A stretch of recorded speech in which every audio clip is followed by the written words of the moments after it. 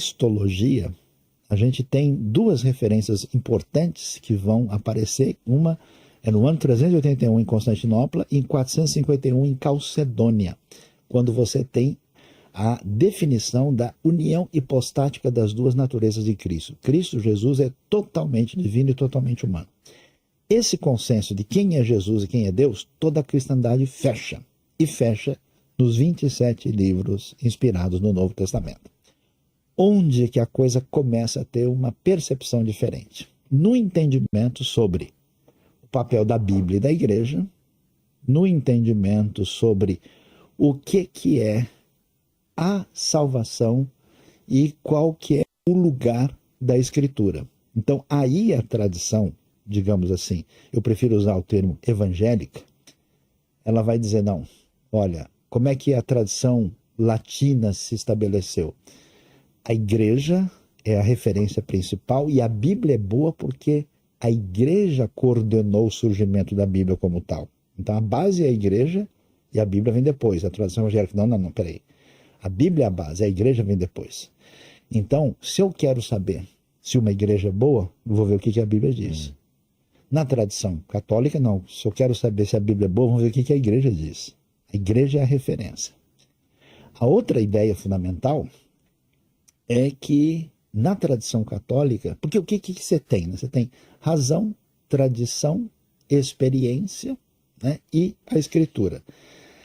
A tradição católica valoriza muito a tradição histórica, de modo que a tradição histórica acaba tendo um peso tão valioso quanto a Escritura. Nesse sentido, para a teologia católica, por exemplo, num certo sentido, a revelação continua, porque o que os concílios, o que as encíclicas, aquilo que é definido, tem peso, e tem peso de direcionamento teológico absoluto. Quando a gente chega na tradição evangélica, diz nada disso. Todas as coisas são secundárias, somente a Escritura. E nós só podemos ser salvos por Cristo, nada que a tradição acrescentou uma série de apoios soteriológicos. Olha, eu preciso da ajuda do sacramento.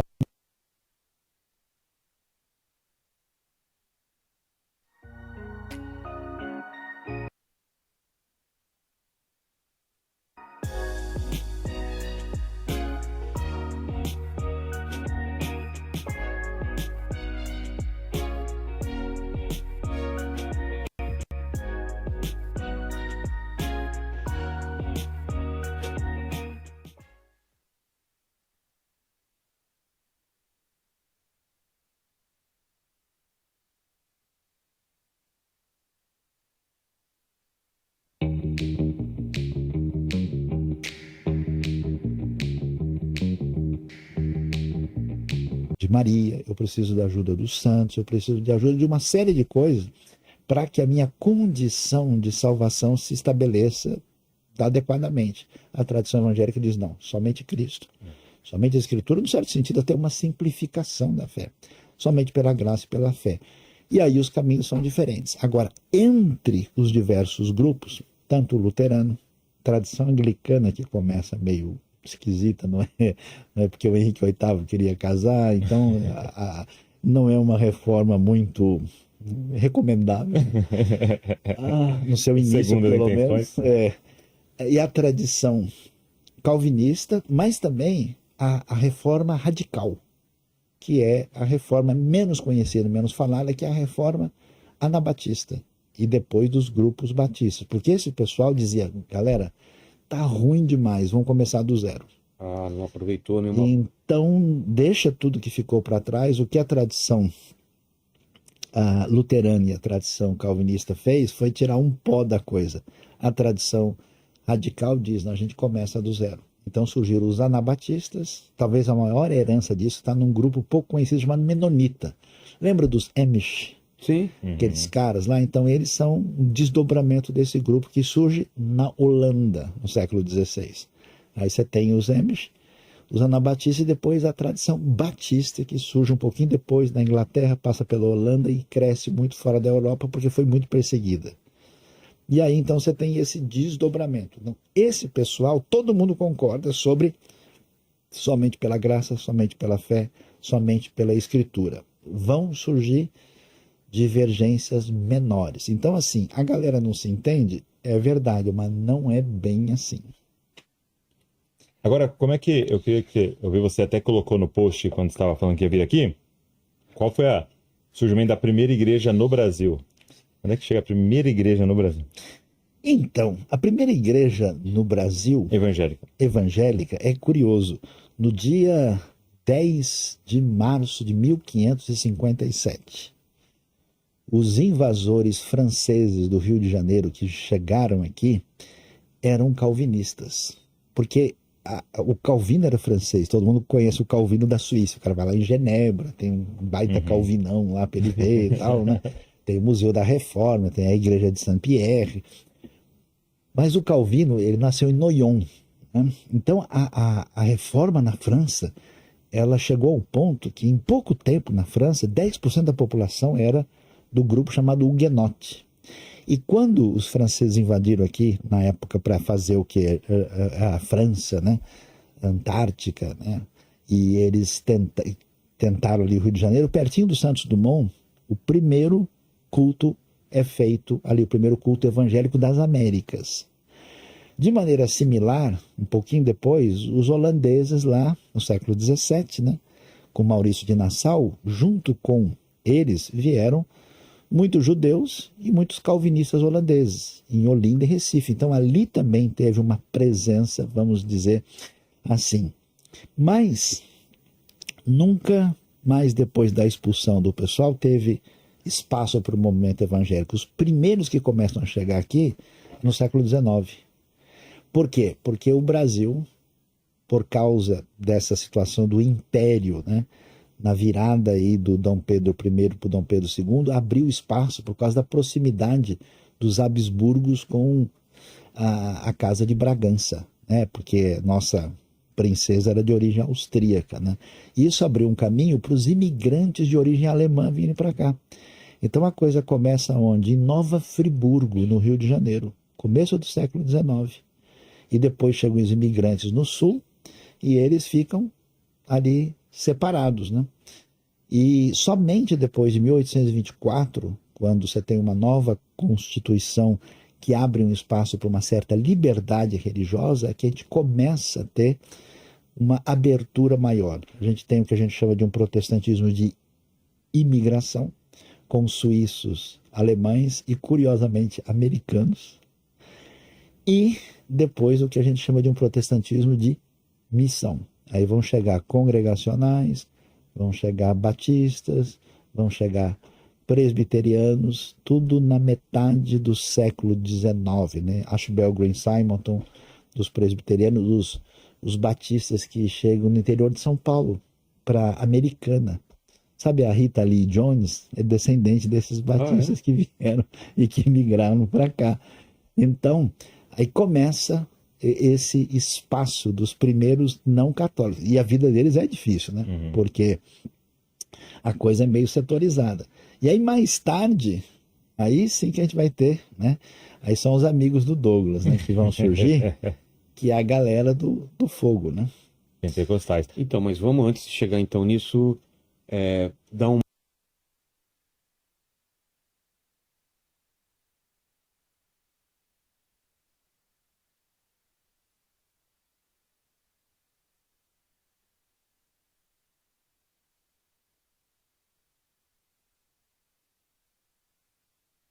Quer seguir carreira policial? Então saiba que 2025 tem tudo para ser o ano em que você vai vestir a farda e conquistar a tão sonhada estabilidade. Isso porque são milhares de vagas de concursos previstas e... Rumo de cada uma dessas denominações que a gente já tem. Batista, qual é a base, qual é a diferença? Então vamos lá, né? O luterano, Luterano. o luterano se distingue do catolicismo porque insiste na salvação pela fé e pela graça e entende que a Bíblia é a referência, mas vai manter, por exemplo, a ideia sacramental. O que quer dizer isso? Que na tradição católica histórica, você tem 7 sacramentos. Sacramento é considerado meio de graça. Quer dizer, uma bênção especial que você recebe de Deus, que na teologia católica funciona com o que eles chamam ex opere operator, que funciona por si mesmo. Porque como a igreja é o caminho detentor da bênção divina, quando você batiza, quando você casa, quando você recebe a extrema unção, você recebe essa graça de Deus. Na tradição luterana e também calvinista, você vai ter 2 sacramentos, que é o batismo e a comunhão. E a ceia. A ceia, né? Então, eles tentaram até entrar em acordo na época da reforma sobre isso, mas não resolveram. E no catolicismo, uma coisa interessante, que a maioria dos católicos não sabe disso, a crença sobre a questão da comunhão, da ceia, da hóstia, é que acontece a transubstanciação. Aquilo, de fato, segundo se imagina, se transforma em corpo físico de Cristo. E aí a tradição luterana e calvinista vai dizer, não. Você pode ter a presença mística de Cristo, você pode ter até o que é chamado de consubstanciação, mas não que o negócio se transforme em algo objetivamente, né, material de Cristo, que é a doutrina histórica cristã, católica, perdão. E aí, o luteranismo se distingue basicamente nisso, e tem uma linha teológica que eles fazem a leitura da Bíblia, fazendo uma distinção que eles chamam entre fé e evangelho. A tradição calvinista, ela vai romper um pouco mais com a tradição católica, e acho que em alguns pontos até ela se tornou exagerada na sua reação. Teve um grupo, por exemplo, dos calvinistas que ficaram tão preocupados com idolatria, que era a discussão, que eles até, por exemplo, acabaram com os instrumentos musicais, porque eles também poderiam prejudicar, né?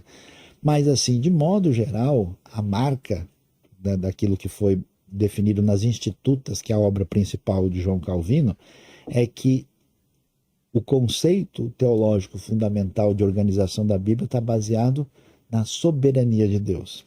Então eles enfatizam muito o quê?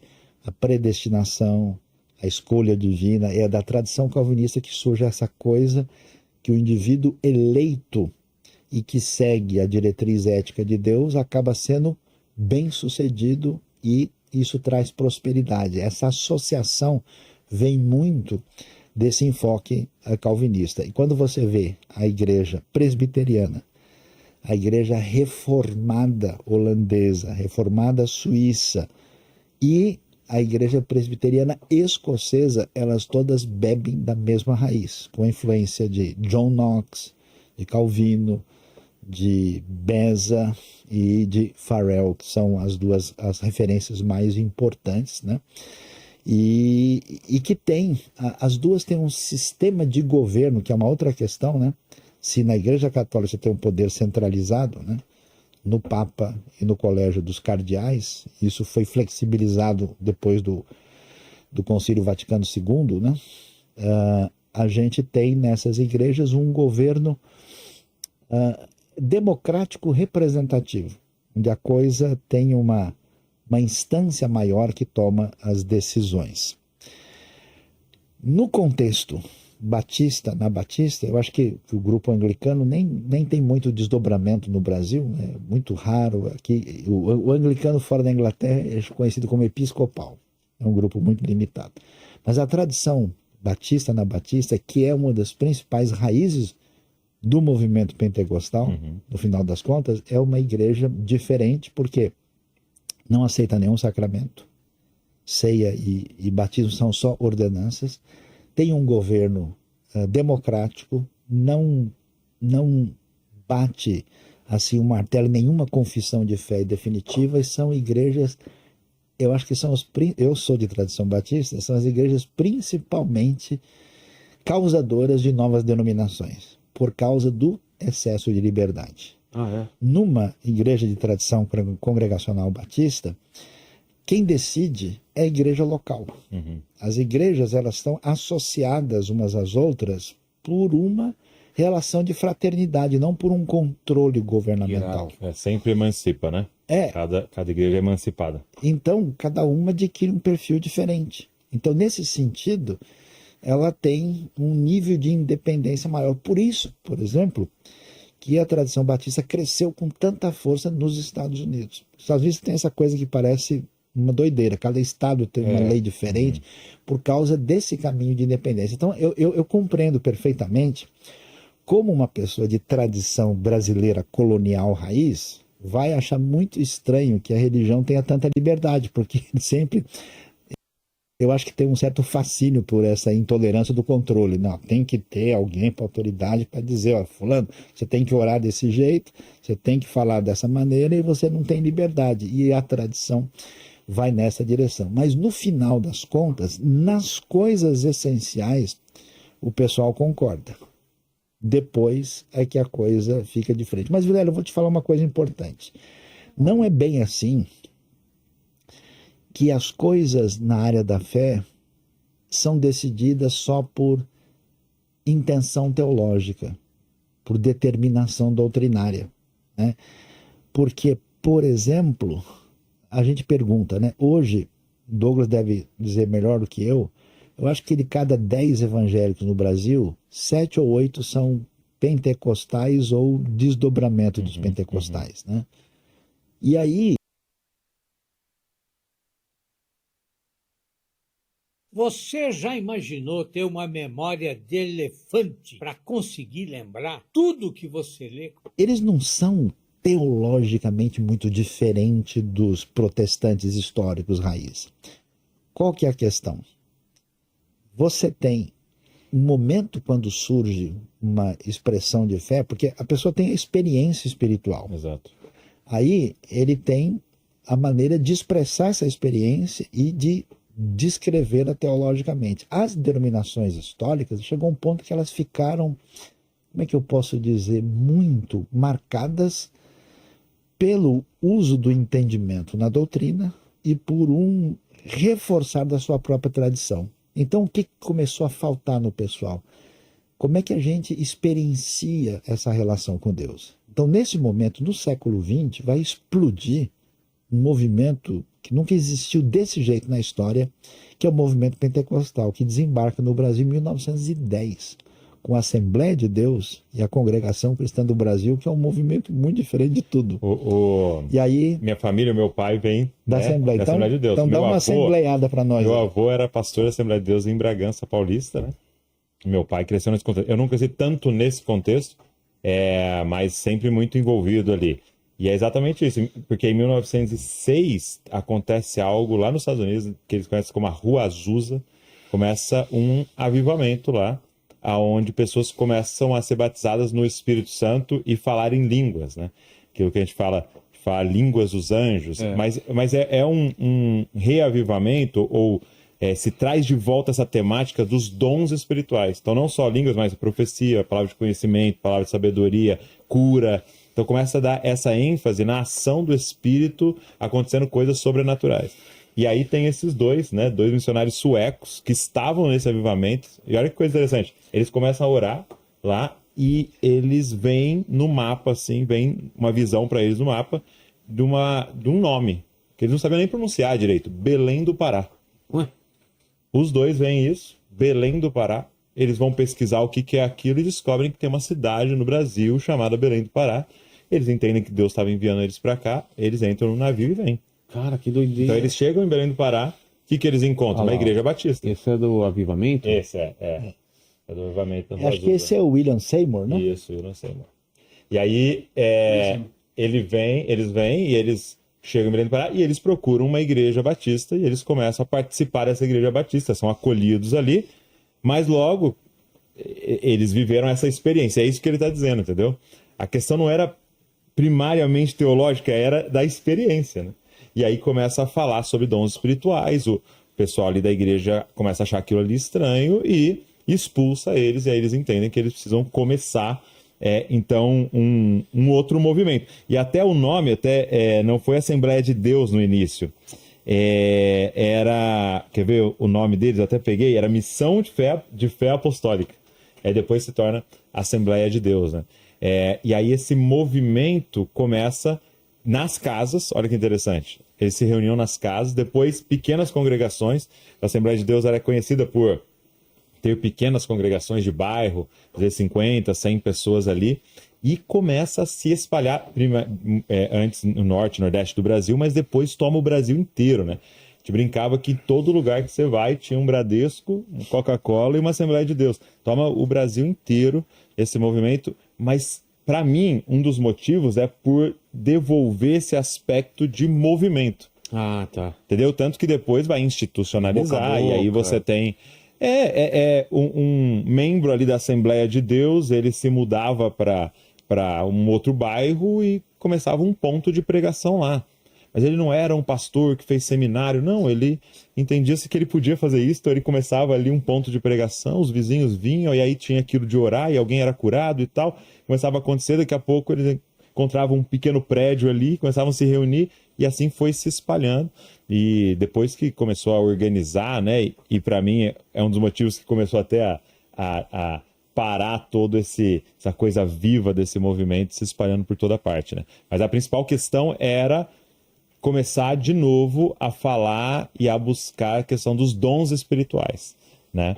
E aí por isso você tem o pentecostal, né?